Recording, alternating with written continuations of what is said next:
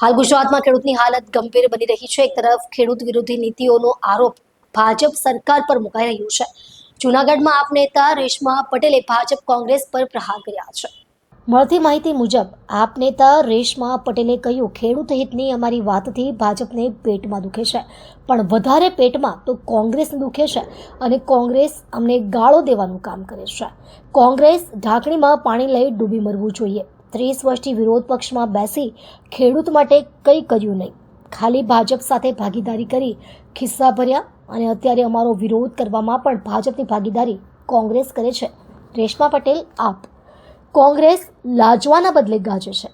કોંગ્રેસ અને ભાજપના વિરોધથી અમે ડરવાના નથી। ગુજરાતની જનતાનો પ્રેમ, લોકલાડ, સમર્થન અમારી હિંમત છે।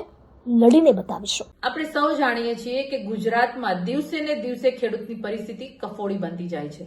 એક તરફ ખેડૂત વિરોધી માનસિકતાવાળી ભાજપ સરકાર સત્તામાં છે, એની અનીતિઓ, એના માફિયાઓ, એના ગુંડાઓ, એના દલાલો દરેક સંસ્થાઓમાં બેઠા છે। એપીએમસી થી લઈને અનેક સંસ્થાઓમાં ગોઠવાઈ ગયા છે અને ખેડૂતનું ડગલે ને પગલે શોષણ કરે છે।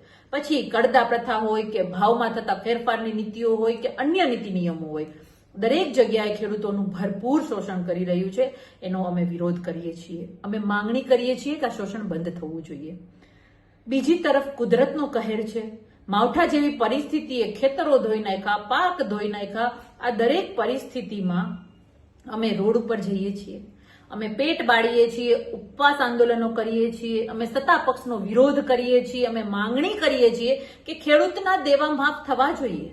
અમે કહીએ છીએ કે સહાય માટેના નાટકો બંધ કરી, સર્વેના નાટકો બંધ કરી અને તમારા બૂટ પહેરીને ખેતરોમાં જઈને ફોટો સેશન બંધ કરી અને ખેડૂતોને સાચા અર્થમાં સહાય તાત્કાલિક આપો। અનેક ખેડૂતો આત્મહત્યા કરવા મજબૂર બન્યા છીએ। દુઃખ થાય છે, આજે અમે ખેડૂતના દીકરાઓ છીએ, અમે આ ગુજરાતના સંતાનો છીએ। અમને દુઃખ થાય છે કે અમારો જગતનો તાતની આ હાલત આ ભાજપ સરકારના રાજમાં થાય છે ને, એ અમારા માટે કઠણાઈની વાત છે।